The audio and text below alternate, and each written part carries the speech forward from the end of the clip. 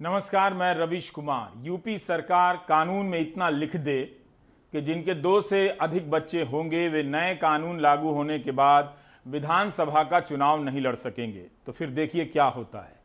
सिर्फ इतना लिख देने भर से चौक चौराहों की पान की गुमटियों पर जितने लोग आबादी को लेकर बहस कर रहे होंगे, बहस छोड़कर भाग खड़े होंगे।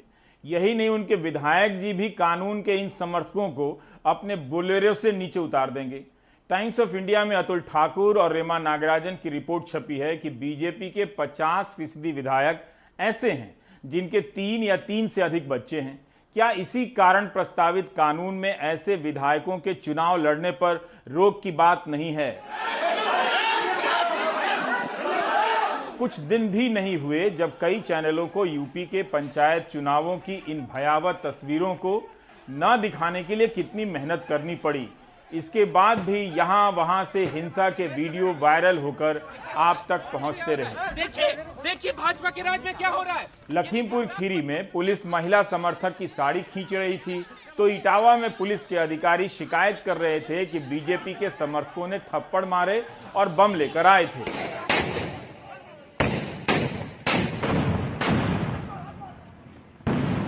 पंचायत चुनावों को हिंसा के इस प्रकोप से बचाने की जरूरत है, ना कि आबादी के प्रकोप से।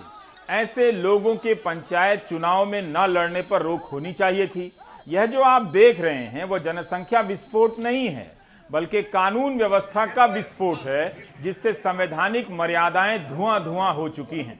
नए प्रस्तावित कानून में पंचायत चुनावों की दूसरी चिंताएं हैं। जिनके 2 से अधिक बच्चे होंगे वे चुनाव नहीं लड़ सकेंगे। इस प्रस्तावित कानून में कई बातें ऐसी हैं जिनसे संविधान में दिए गए समानता के अधिकार का हनन होता लगता है। कोई सरकार इस तरह के कानून कैसे बना सकती है कि 2 से अधिक बच्चा होने पर सरकारी नौकरी नहीं मिलेगी? ऐसा लगता है कि पुरुषों को ही ध्यान में रखकर कानून बनाया गया है। आप प्रस्तावित कानून को एक महिला की नजर से देखिए। वह पढ़ी लिखी नहीं है या पढ़ी लिखी है तब भी बच्चा पैदा करने के मामले में उसके अधिकार कितने कम होते हैं। उस पर परिवार अनेक तरह के दबाव डालता है। जिस फैसले में उसकी हां ना हो उसके लिए क्या इतनी बड़ी सजा दी जा सकती है कि सरकारी नौकरी नहीं देंगे? मुमकिन है किसी महिला को कानून के बारे में पता ही ना हो। अब अगर यही महिला शादी के कुछ साल बाद अपना जीवन बनाने का फैसला करती है, किसी सरकारी परीक्षा की तैयारी करती है या सरकारी योजनाओं के सहारे अपने पैरों पर खड़ा होना चाहती है, तो क्या उसे इस आधार पर रोकना उचित होगा कि उसके 2 से अधिक बच्चे हैं? अगर 3 बच्चे के बाद पति की किसी कारण मौत होती है तो क्या उस महिला को इतनी बड़ी सजा दी जानी चाहिए? यह कानून महिलाओं को कितना कमजोर कर देगा, क्या किसी ने सोचा है? यही नहीं, इसकी गारंटी कौन देगा कि किसी विवाहित महिला को बेटे की चाह में पहले से ज्यादा जबरन गर्भपात के लिए मजबूर किया जाएगा, जो उसकी जिंदगी के लिए भी घातक हो सकता है? क्या यह कानून एक महिला का उसके शरीर पर अधिकार पहले से और कमजोर नहीं करता है? जिस समाज में रोटी कच्ची रह जाने या दाल में नमक ना होने पर महिला पीट दी जाती है या छोड़ दी जाती है, वहां अगर 2 बेटियों के बाद पति ने छोड़कर दूसरी शादी कर ली तो क्या उस पति का रिकॉर्ड अच्छा माना जाएगा? वह चुनाव लड़ सकेगा? 2 से अधिक बच्चा होने पर विधायक का चुनाव लड़ सकते हैं, लेकिन सरकार में क्लर्क से लेकर वीडियो नहीं बन सकते हैं। जबकि तमाम आंकड़े बता रहे हैं कि यह कानून बना तो समाज के गरीब तबकों के बच्चे सरकारी नौकरी से वंचित हो सकते हैं। गोदी मीडिया की हेडलाइन को ध्यान से देखा कीजिए ताकि पूरा सत्यानाश ना हो, कुछ बच भी जाए। 110 रुपया लीटर पेट्रोल मिल रहा है। गोदी मीडिया इसे आफत नहीं लिखेगा, लेकिन 2 दिन दाम नहीं बढ़े 15 से लेकर 30 पैसे तक तो राहत लिख रहा है। मंगलवार के प्राइम टाइम में बताया था आपको कि स्टेट बैंक ऑफ इंडिया ने एसबीआई कार्ड धारकों का एक अध्ययन किया है, जिससे पता चलता है कि पेट्रोल महंगा होने के कारण कार्ड धारक स्वास्थ्य और राशन पर खर्चा कम कर रहे हैं ताकि तेल खरीद सकें। परिवारों की क्या हालत हो गई है, इस पर भी मीडिया लिखता है कि दाम नहीं बढ़े तो राहत है।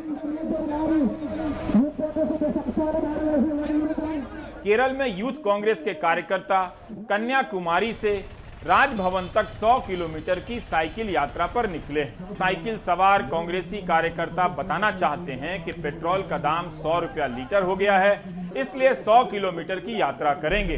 पेट्रोल के दाम को लेकर यही आईटी सेल और इसके समर्थक चुप हैं, किसी से सवाल नहीं कर रहे हैं। ऐसा लगता है कि महंगाई से कांग्रेस ही परेशान है, बीजेपी वाले बहुत खुश हैं।